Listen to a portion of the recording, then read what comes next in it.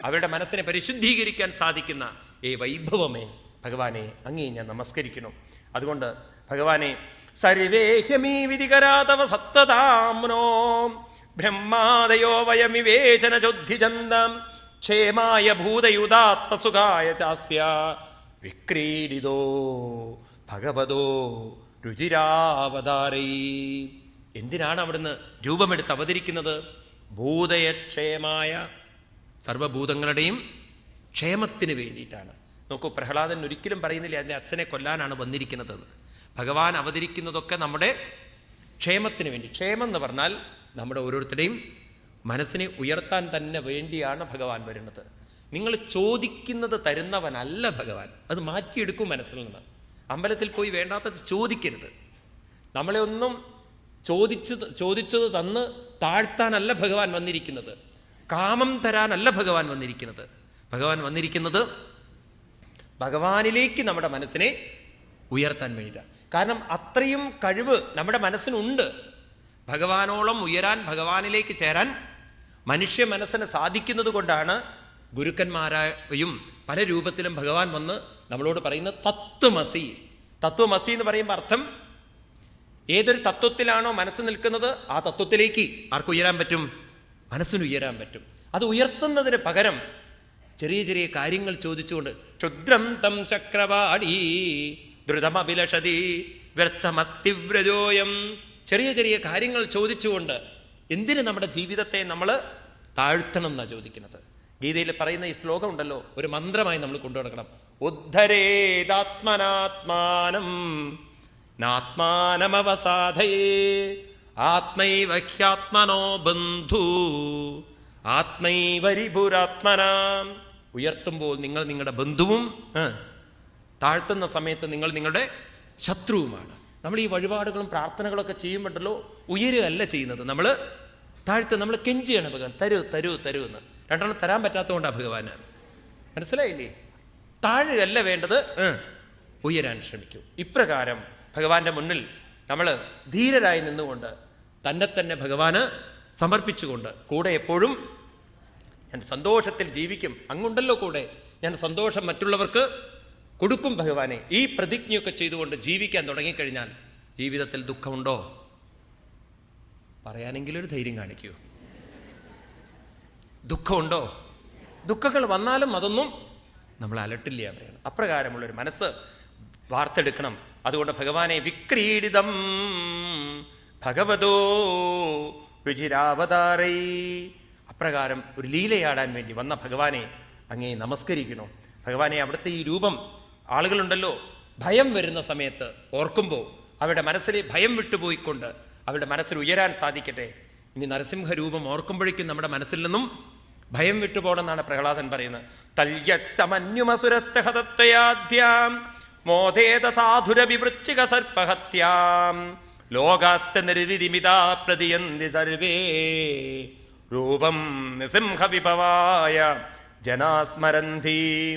എൻ്റെ അച്ഛനെ വധിക്കാനായിട്ട് ഈ രൂപമൊക്കെ എടുത്ത്, ബീഭത്സമായ രൂപമൊക്കെ കാണിച്ച് ഭഗവാനെ ഇങ്ങനെ നിൽക്കുന്ന രൂപമുണ്ടല്ലോ, അത് ഏതൊരാളുടെ മനസ്സിൽ ഭയം വരുന്നുണ്ടോ അവരൊക്കെ ഈ രൂപം ഓർക്കുന്ന സമയത്ത് വിഭവായ, ഭയത്തിൽ നിന്നും മുക്തമാവാൻ ഈ രൂപം അവരെ അനുഗ്രഹിക്കട്ടെ എന്ന് പറയാണ് പ്രഹ്ലാദൻ. എന്നാൽ അവിടുത്തെ ഈ രൂപത്തെ എനിക്ക് പേടിയൊന്നുമില്ല കേട്ടോ, ഞാൻ അങ്ങയുടെ ഈ ഗോഷ്ഠിയൊന്നും കണ്ട് പേടിക്കുന്നില്ല. ആ നരസിംഹരൂപത്തിൻ്റെ മുഖത്ത് നോക്കിയിട്ട് പറയണമെങ്കിൽ എത്ര ധൈര്യം വേണം. കാര്യമൊക്കെ ശരി തന്നെയാണ്. ഭഗവാൻ നരസിംഹരൂപത്തിൽ വന്നാലുണ്ടല്ലോ, ഭക്തന്മാരെന്ന് പറയുന്ന നമ്മുടെയൊക്കെ അഡ്രസ്സ് അവിടെ ഉണ്ടാവുമോ എന്നുള്ളത് എൻ്റെ സംശയമാണ്. നരസിംഹക്ഷേത്രത്തിൽ പോകുന്നു, പെട്ടെന്ന് അതിൻ്റെ ഉള്ളിൽ നിന്ന് ഒരു അലർച്ച കേൾക്കണു വിചാരിക്കുക. വേണമെങ്കിൽ ഒരു പക്ഷെ തിരുമേനി അലറിയാലും മതി. വെറുതെ ഒരു അലർച്ച കേട്ട് കഴിഞ്ഞാൽ അപ്പം ബോധം വിട്ടു പോകുന്ന ആൾക്കാരുണ്ട്. എനിക്ക് പേഴ്സണൽ എക്സ്പീരിയൻസ് ഉണ്ട്. ഞാനൊരിക്കലും സപ്താഹം നടത്തണം ബോംബെയിലൊരു സ്ഥലത്ത്. അപ്പോൾ ഈ നരസിംഹാവതാരം പറയുമ്പോൾ നമ്മൾ ഇത്തിരി അങ്ങോട്ട് ഒരു മാറി, ഭാവം മാറി.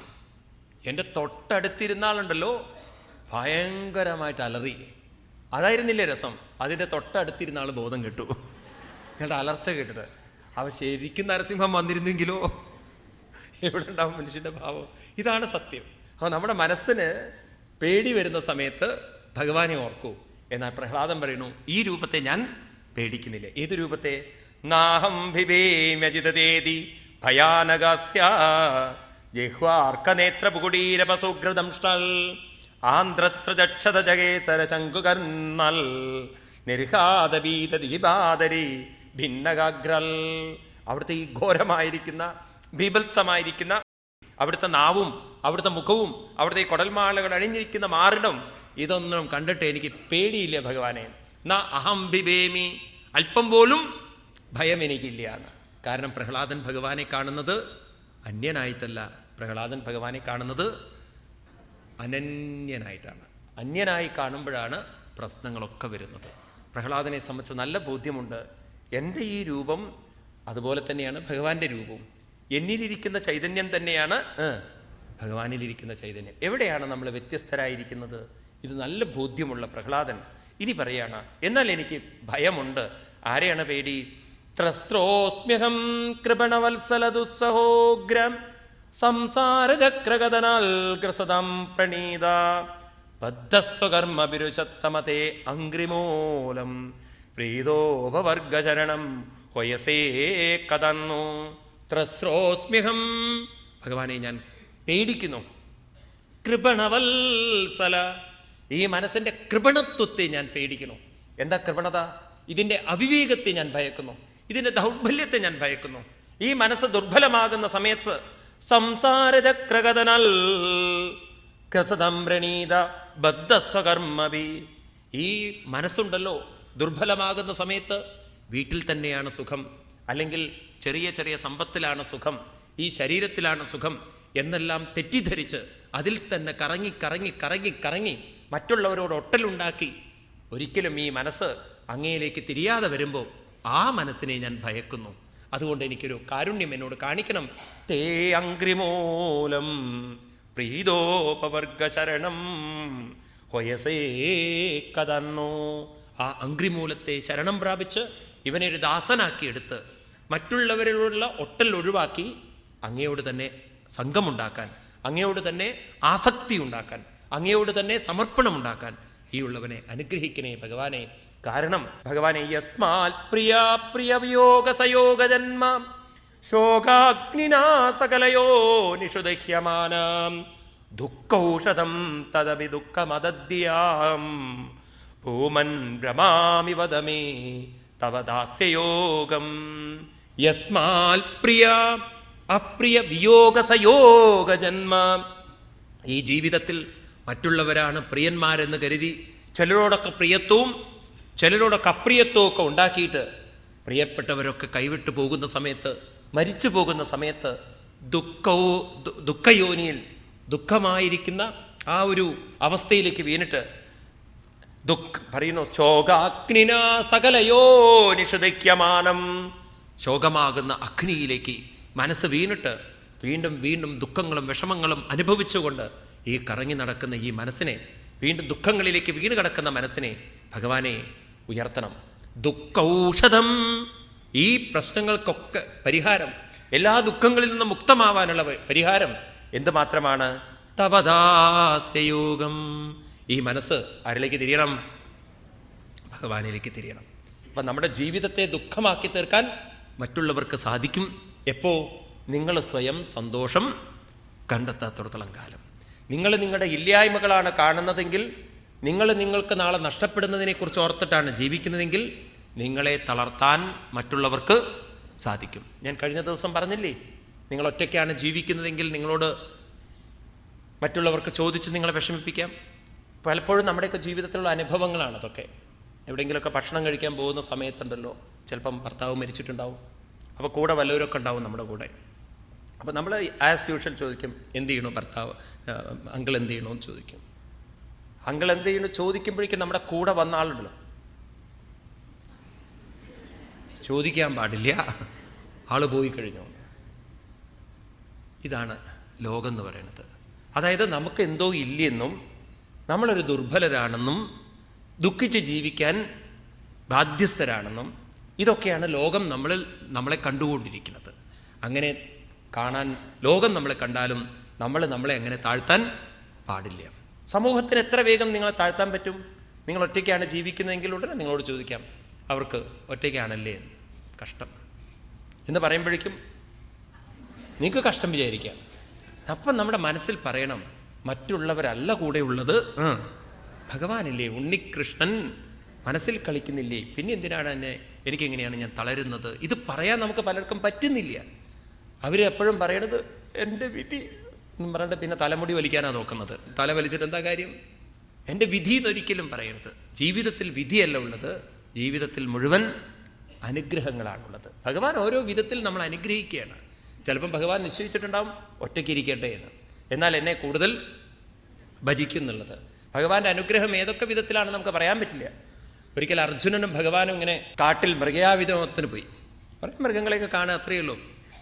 അങ്ങനെ തളർന്ന് പരവശരായപ്പം അർജുനനോട് പറഞ്ഞു, ദാഹിക്കുന്നവരോടോ അർജുന, എവിടെയെങ്കിലും വല്ല തടാകമൊക്കെ കാണുന്നുണ്ടോ താൻ? അർജുനൻ പറഞ്ഞു, തടാകമൊന്നും കാണുന്നില്ലേ, നമുക്ക് വല്ല വീടുകളിലും പോവാന്ന്.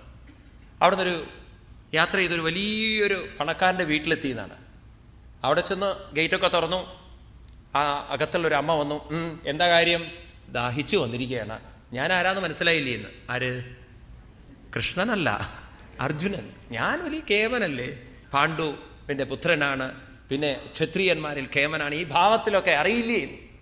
അമ്മ പറഞ്ഞു, കയറി വന്നിരിക്കണോ രണ്ടെണ്ണം, വെള്ളത്തിന് വല്ല കള്ളന്മാരാണെന്ന് ആര് കണ്ടു? ഇറങ്ങിപ്പോവിടുന്നെന്ന് ഒരാട്ട് വെച്ചു കൊടുത്തു. ഭഗവാൻ ശ്രീകൃഷ്ണൻ ഉള്ളിൽ ചിരിച്ചു. ഇങ്ങനെ തന്നെ വേണോടാ അർജുന നിനക്ക് എന്ന്. ഭഗവാൻ വളരെ സന്തോഷമായി. ഭഗവാൻ ആട്ടിയിൽ പിന്നെ ഭഗവാന് പിന്നെ ആ പ്രശ്നേ ഇല്ല. കുട്ടിക്കാലം മുതലേ ആട്ടും തുപ്പും കേട്ട ആളാണ്. കംസനെയൊക്കെ കണ്ടിട്ടാണോ വന്നിരിക്കുന്നത്? നീ ഇതിനും വലിയ ആളൊന്നുമല്ല ഈ അമ്മ. പുറത്ത് കടന്നതും ഗേറ്റ് അടച്ചതും ഭഗവാൻ ആ അമ്മയെ നോക്കിക്കൊണ്ട് പറഞ്ഞു, ധാരാളം സമ്പൽ സമൃദ്ധി ഉണ്ടാവട്ടെ ഇവിടെ എന്ന്. അർജുനൻ അതും കൂടി അങ്ങോട്ട് കേട്ടം ഭയങ്കര ദേഷ്യം. വെള്ളവും തന്നില്ല, ആട്ടുമാട്ടി. നിന്നെ ആട്ടിയതുകൊണ്ട് വിഷമില്ല, നീ പശുക്കളെ കൊണ്ടുനടന്ന കാട്ടാളനാണ്. ഞാൻ ആരാണ്? ക്ഷത്രിയൻ. എങ്ങനെ ജനിച്ചവനാണെന്ന് നിനക്കറിയോ എന്നുള്ള ഭാവമൊക്കെ കൃഷ്ണൻ്റെ നേരെ. ഭഗവാൻ പറഞ്ഞു, സാരല്ലേ അർജുന, വേറെ എവിടെയെങ്കിലും വെള്ളം കിട്ടുമല്ലോ, പോവാം നമുക്ക്. അങ്ങനെ നടന്ന് അവർ പോയി എത്തിയത് പാവം ഒരു കുടിലാണത്രേ. അവിടെ നോക്കുമ്പോഴോ ഒരു പാവം ഒരു സ്ത്രീ, ഭർത്താവും ഇല്ല, മക്കളും ഇല്ല, ഒരു പശുവിനെയും വെച്ച് ജീവിക്കുകയാണ്. കൃഷ്ണനെ കണ്ടതും അവർ കേട്ടിട്ടേ ഉള്ളൂ കൃഷ്ണനെക്കുറിച്ച്. പെട്ടെന്ന് മുഖഭാവമൊക്കെ ഓർമ്മ വന്നു, ഇത് തന്നെ കൃഷ്ണൻ. വേഗം ചെന്ന് പാദത്തിലൊക്കെ വീണ് നമസ്കരിച്ചിട്ട് പറഞ്ഞു, ജന്മസഫല, ഇപ്പം മരിച്ചാലും കൃതാർത്ഥതയുണ്ടെന്ന്. അങ്ങനെ ഒരു ഭാഗ്യം എനിക്ക് കിട്ടിയല്ലോ എന്ന്. ഉടനെ ഭഗവാൻ പറഞ്ഞു, ദാഹിക്കണോ അമ്മേ, വല്ലതും ഉണ്ടോ എന്ന്. ഇപ്പം കൊണ്ടുവരാലോ എന്ന്. അവർ വേഗം ഒരു പാത്രമൊക്കെ എടുത്ത് പശുവിൻ്റെ അടുത്തേക്ക് ചെല്ലുന്നു. അകട്ടി ചെന്ന് പാലൊക്കെ കറന്ന്, എനിക്കറിയാം അങ്ങ് പച്ചപ്പാലും കുടിക്കും എന്നുള്ളത്, കാരണം പശുക്കളെ കൊണ്ടു നടന്ന പാർട്ടിയാണല്ലോ. പിന്നെ അന്ന് കട്ടും കുടിച്ചിട്ടുണ്ട്, പശുക്കുട്ടികളെ പോലെ പാലൊക്കെ കുടിച്ച് ശീലമുണ്ടല്ലോ കൃഷ്ണന്. അതുകൊണ്ട് അങ്ങ് ഈ പാലും കുടിക്കുമെന്ന് എനിക്കറിയാം എന്ന് പറഞ്ഞിട്ട് ഭഗവാന് പാലും കൊടുത്തു. ഭഗവാൻ എങ്ങനെ കുടിക്കുന്ന സമയത്ത് അർജുനൻ ഇങ്ങനെ അരിച്ചു കയറുക ദേഷ്യം. കാരണം എന്നെ മൈൻഡ് ചെയ്തിട്ട് പോലും ഇല്ല. ഞാൻ ആരാണ് എന്താണെന്നൊക്കെ അത് നോക്കേണ്ടതല്ലേ. എന്നാൽ എനിക്കൊരു തുള്ളി പാല് ഭഗവാൻ ഇങ്ങനെ നോക്കി ഒറ്റ കണ്ണുകൊണ്ട് എന്താ അർജുനൻ്റെ ഭാവം എന്ന്. ഏതായാലും മുഴുവൻ ഭഗവാൻ കുടിച്ചില്ല, ബാക്കി അർജുനന് കൊടുത്തു. അത് കഴിഞ്ഞ് അവർ അമ്മ അപ്പോഴേക്കും നമസ്കരിക്കലതൊക്കെ കഴിഞ്ഞ് അവിടെ പുറത്തിറങ്ങുമ്പോൾ ആ വീടിനെ നോക്കിക്കൊണ്ട് ഭഗവാൻ പറഞ്ഞു, ആ പശു ചത്തുപോട്ടെ എന്ന്. ആ അർജുനൻ അങ്ങോട്ട് കലി വന്നു. ആ സ്ത്രീയോടുള്ള സമ്പത്തുണ്ടാവട്ടെ എന്ന് അവിടെ. ഇവിടെ ഈ സ്ത്രീയെ നോക്കിക്കൊണ്ട് പശു ചത്തുപോട്ടെ, എന്ത് ക്രൂരതയാണ് കൃഷ്ണ കാണിക്കുന്നത് എന്ന്. അപ്പോഴാണ് ഭഗവാൻ പറയുന്നത്, അർജുന നിനക്ക് മനസ്സിലാവില്ല എൻ്റെ അനുഗ്രഹം എന്ന്. ആ പശു ചത്തുപോട്ടെ എന്ന് പറഞ്ഞു കഴിഞ്ഞാൽ ആ പാവം സ്ത്രീക്ക് മരണം എടുത്തിരിക്കുകയാണ്. ഇനി അവരേത് നിമിഷവും മരിക്കും അവർ. കാരണം അത്രത്തോളം അവരുടെ ജീവിതം പൂർണ്ണമായി കഴിഞ്ഞു. ഇനി എന്നെ കണ്ടതുകൊണ്ട് അവരുടെ മനസ്സിൽ ഇപ്പോൾ ഞാൻ മാത്രമേ ഉള്ളൂ. അതെല്ലാം മരിക്കുന്ന സമയത്തെങ്ങാനും ആ പശുവിനെ കുറിച്ചുള്ള ഓർമ്മ വന്നാൽ, ഇനി ഇതിനെ ആര് നോക്കുന്നുള്ള ഓർമ്മ വന്നാൽ എന്നെ വിട്ടിട്ട് അവർ പശുവിനെ കുറിച്ച് സ്മരിക്കും. അതുകൊണ്ട് ആദ്യം പശുവിൻ്റെ ചിന്ത വിടാൻ അതങ്ങോട്ട് പോട്ടെ എന്ന് വെച്ചു. നിനക്ക് വല്ലതും മനസ്സിലാവോ? അപ്പോഴാണ് അർജുനന് മനസ്സിലാവുന്നത്, ഇങ്ങനെയുള്ള ഓരോ അനുഭവത്തിൻ്റെ പിന്നിലും ഭഗവാന്റെ അനുഗ്രഹമുണ്ട്. നാരദ മഹർഷി വെറുതെ പറയില്ലല്ലോ. അമ്മ മരിച്ചു കിടക്കുന്ന സമയത്ത് അനുഗ്രഹം മന്യമാന പ്രാദിഷ്ടം ദിശമുത്തരം. അമ്മയുടെ മരണത്തെ കാണുന്നത് അനുഗ്രഹം മന്യമാണ്. ഇതെല്ലാവരോടും പറയേണ്ട ആവശ്യമില്ല, അനുഗ്രഹമാണെന്ന്. അങ്ങനെയുള്ള മനസ്സുള്ളവരുണ്ട് ലോകത്തിൽ. ഏതായാലും മനസ്സിലാക്കി വെക്കൂ, എല്ലാ ദുഃഖത്തിനും പരിഹാരമുള്ളത് ദുഃഖൌഷധം തദപി ദുഃഖമദ്യാഹം ഭൂമൻ ഭ്രമാമി വധമേ തവദാസ്യയോഗം. ആരായിത്തീരണം? ഭഗവാന്റെ ദാസനായിത്തീരണം. എന്ന് വെച്ചാൽ എന്താ അർത്ഥം? ഭഗവാനാണ് കൂടെയുള്ളത്. ഭഗവാൻ കൂടെയുള്ളിടത്തോളം കാലം എനിക്ക് സന്തോഷമുണ്ട്. എൻ്റെ ജീവിതം എന്ന് പറയുന്നത് സന്തോഷിക്കാനും മറ്റുള്ളവർക്ക് സന്തോഷം കൊടുക്കാനുമാണെന്ന് മനസ്സിൽ പ്രഖ്യാപിച്ചുകൊണ്ട് ജീവിതം തുടങ്ങുമെന്ന് പറയാണ്. ഇപ്രകാരം സോഹം പ്രിയസ്യ സുഗതപരദേവതായാം ലീലാകഥാസവ നിസിംഹവിരിഞ്ചഗീതാം അഞ്ജസ്മിതർമ്യനുഗണൻ ഗുണവിപ്രമുക്തോ ദുർഗാണിതേ പദയുഗാലയഹംസസംഘാം. അങ്ങയിലേക്ക് ആ ദാസ്യഭാവം വരണമെങ്കിൽ, അങ്ങയിലേക്ക് ആ ഭക്തി വരണമെങ്കിൽ ഭഗവാനെ എന്ത് വരണം? പ്രിയസ്യ സുഹൃതപരദേവതായാം, എല്ലാവരുടെയും പരമപ്രിയനാണ് അങ്ങെന്നുള്ള ബോധം. അതെങ്ങനെ കിട്ടും? ലീലാകഥാസ്ത്രവാം നൃസിംഹവിരിഞ്ചഗീതാം, ദേവന്മാരും ഋഷിമാരും മറ്റും പാടുന്ന അവിടുത്തെ ഗുണവർണ്ണനകൾ, അവിടുത്തെ മഹാത്മ്യങ്ങൾ ഇതെല്ലാം കേൾക്കണം. അതിനെന്ത് വേണം? പദയുഗാലയ ഹംസസംഘ, അങ്ങയുടെ ആ ഒരു പദത്തിലേക്ക് മനസ്സുറപ്പിച്ച ഹംസങ്ങളുണ്ട്, വിവേകികളുണ്ട്, ഭക്തന്മാരുണ്ട്, സജ്ജനങ്ങളുണ്ട്. ആ സജ്ജനങ്ങളോട് ചേർന്ന് അങ്ങയുടെ മഹത്വം മനസ്സിലാക്കി അങ്ങനെ ആ മഹത്വത്തെ ഉൾക്കൊണ്ടുകൊണ്ട് ജീവിതം അങ്ങയിലേക്ക് അർപ്പിച്ചുകൊണ്ട് ഉയർന്നുകൊള്ളാം ഭഗവാനെ. അങ്ങാണെങ്കിലോ യസ്മിൻ യദോ യർഹ്യേന ചയസ്യസ്മൽ യസ്മൈ യദാ യദുയസ്തപരപരോവാം ഭാവകരോതി വികരോതി പ്രതൽ സ്വഭാവ സഞ്ജോതിതസ്തദഖിലം ഭവതസ്വരൂപം. അവിടുത്തെ സ്വരൂപം എന്ന് പറയുന്നത് യസ്മിൻ യദോ യർഹി ഏന യസ്യ യസ്മാൽ യസ്മൈ യഥാ യദുത യസ്തപരപരോവ. ഹലോ, മനസ്സിലാവുമോ? കുറേ യസ്വോ യസ്വോ യസ്വോ എന്നൊക്കെ കേട്ടിട്ടുണ്ട്. ഭട്ടതിരിപ്പാട് ഇതേ ശ്ലോകത്തെ ഈ വാക്കുകൾ തന്നെ എടുത്തുകൊണ്ട് 98-ാമത്തെ ദശകത്തിൽ ഭട്ടതിരിപ്പാട് പറയും, യസ്മിൻ യേദൽ വിഭാദം യഥമിതമഭവൽ യേന ചേദം ചയേദൽ യോസ്മാനുത്തീർണരൂപം ഖലു സകലമിദം ഭാസിതം യസ്യ വാസാം യോ വാചം ദൂരദൂരേ പുനരഭിമനസാം യസ്യ ദേവാ മുനീന്ദ്രാം യോ നോ വിദ്യൂതത്വരൂപം കിമു പുനരപരേ കൃഷ്ണ തസ്മൈ നമസ്തേ. ഭഗവാനെ, അവിടുത്തെ രൂപം എങ്ങനെയാണ്? യസ്മിൻ ഏതൽ വിഭാദം, ഏതൊരു ശക്തിയുടെ സാന്നിധ്യം കൊണ്ടാണോ ബാക്കിയെല്ലാം പ്രകാശിക്കുന്നത്, ഉണരുന്നത്.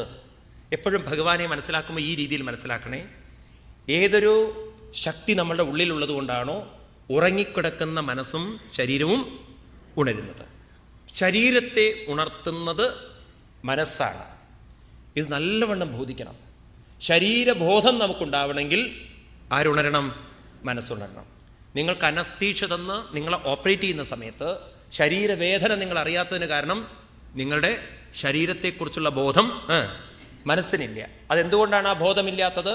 കാരണം മനസ്സ് ഉണർന്നിട്ടില്ല, മനസ്സുറങ്ങിക്കിടക്കുകയാണ്. അപ്പം മനസ്സിനെ ഉണർത്തുന്നതാരാണ്? ആ ഉണർത്തുന്നത് യസ്മിൻ ഏതൽ വിഭാദം യദം ഇതം അഭവൽ, ഏതൊന്നിലാണോ ഈ മനസ്സൊക്കെ നിലക്കുന്നത്, യോ അസ്മാലുത്തീർണരൂപം ഖലു സകലമിതം, ഏതൊന്നിലേക്കാണോ ഇതെല്ലാം തിരിച്ചു പോകുന്നത്, ഏതൊരു ശക്തിയുടെ സാന്നിധ്യത്തിലാണോ ഇത് നിൽക്കുന്നത്, ഭാസിതം യസ്യ ഭാസ, ആരുടെ പ്രകാശം കൊണ്ടാണോ ഈ കണ്ണും മറ്റുള്ള ഇന്ദ്രിയങ്ങളും പ്രകാശിക്കുന്നത്, ആ സത്യത്തെ ദൂരദൂരേ പുനരഭിമനസാം, മനസ്സിന് പോലും ദൂരമാണ് എന്ന് വെച്ചാൽ എന്താർത്ഥം? മനസ്സിന് അതിനെ കാണാൻ സാധിക്കില്ല. മനസ്സിനെ പോലും ഉണർത്തുന്ന ശക്തിയിലേക്ക് മനസ്സിന് കാണാൻ സാധ്യമല്ല, മനസ്സിന് അതിലേക്ക് ലയിക്കാൻ സാധിക്കും. അപ്രകാരമുള്ള ആ പരമസത്യത്തെ നോ വിദ്യു തത്വരൂപം, അവിടുത്തെ തത്വരൂപത്തെ അങ്ങനെയൊന്നും എല്ലാവർക്കും അറിയാൻ സാധ്യമല്ല. കാരണം എന്തുകൊണ്ട്? അത്രയും അത് സൂക്ഷ്മമാണ്. അതിനെന്ത് വേണം? സജ്ജനങ്ങളോട് ചേർന്ന്, ഗുരുക്കന്മാരോട് ചേർന്ന് അതിൻ്റെ പരമമായ സത്യം മനസ്സിലാക്കി നിരന്തരമായി അഭ്യാസം ചെയ്ത് മനസ്സിനെ സമബുദ്ധിയിലേക്കൊക്കെ എത്തിച്ചു കഴിഞ്ഞാൽ, അതിനുള്ള യോഗ്യത കൈവരിച്ചു കഴിഞ്ഞാൽ തന്നിൽ നിറഞ്ഞിരിക്കുന്ന ഭഗവാനിലേക്ക് മനസ്സിനെ ചേർത്താൻ നമുക്ക് സാധിക്കും. അപ്പം പെട്ടെന്ന് നമുക്ക് സാധ്യമല്ല. കാരണം മനസ്സ് വളരെ ഭഗവാനിൽ നിന്നും ദൂരെയാണ്. അതാരാ ദൂരെയാക്കി തീർത്തത്? മായാമനസ്രജതി കർമ്മമയം ബലീയാം കാലേന ജ്യോതിത ഗുണാനമധേന പുംസാം ചന്തോമയം യജശാർപ്പിത ഷോഡചാരം സംസാരചക്രമജഗോതിതരേ ത്വതന്യാം. മായാമനസ്രജതി കർമ്മമയം ബലീയ കാലേന ജ്യോതിത ഗുണാനമധേന പുംസാം. ഈ മായയാകുന്ന മനസ്സാണ് നമ്മളെ ഭഗവാനിൽ നിന്നും അകറ്റുന്നത്. അപ്പം മനസ്സിന് ഭഗവാനിൽ നിന്നും അകന്നു നിൽക്കാനും സാധിക്കും, മനസ്സിനെ ഭഗവാനിലേക്ക് അടുക്കാനും സാധിക്കും. ഈ കഴിവുകളുള്ള സാധനമാണ് മനസ്സ്. അപ്പം എങ്ങനെയാണ് മനസ്സ് അകന്നുപോയത്? മറ്റുള്ള വസ്തുക്കളോടും വ്യക്തികളോടും അത് തന്നെയാണ് ജീവിതത്തിന് സുഖം തരുന്നതെന്ന് കരുതി ഇന്ദ്രിയങ്ങളോടുകൂടി അതിനോട് ഒട്ടലുണ്ടാക്കി അങ്ങനെ നമ്മൾ ഉള്ളിലിരിക്കുന്ന ഭഗവാനിൽ നിന്നും അകന്നകന്ന് ഇപ്പോൾ നമ്മുടെ മനസ്സിലിരിക്കുന്നത് കുറേ ആളുകളുടെ രൂപങ്ങളും കുറേ വസ്തുക്കളെക്കുറിച്ചുള്ള ചിന്തകളും ഇതൊക്കെ കൊണ്ട് നിറച്ചിരിക്കുകയാണ്. ഇതിനെല്ലാം പിന്നിൽ കോർത്തിണക്കിയിരിക്കുന്ന ആരെ നമ്മൾ കാണുന്നില്ല? ഭഗവാനെ നമ്മൾ കാണുന്നില്ല. ശ്രദ്ധിക്കണേ, ഇനി പറയുന്നത്, നമ്മളൊരു കടയിൽ ചെന്നു, മാല വിൽക്കുന്ന കടയിൽ, അതും കോർത്തുകൊണ്ട് നൂല് കോർത്തിട്ടുണ്ടാക്കിയ മാല, അങ്ങനെയുള്ള കടയിൽ നിങ്ങൾ ചെന്നു. ഒരു 500ഓളം മാല ഉണ്ടെന്ന് ഇരിക്കുക. ഈ 500ഓളം മാലകളിൽ വ്യത്യസ്ത പൂക്കളെ കൊണ്ട് കോർത്തിരിക്കുന്ന മാലയിലേക്ക് നോക്കുമ്പോൾ നിങ്ങൾ കാണുന്നത് എന്തായിരിക്കും? ആ പൂക്കളെ നിങ്ങൾ, വ്യത്യസ്ത വർണ്ണങ്ങളുള്ള പൂക്കളെ നിങ്ങൾ കാണും. 500 മാലകളിലും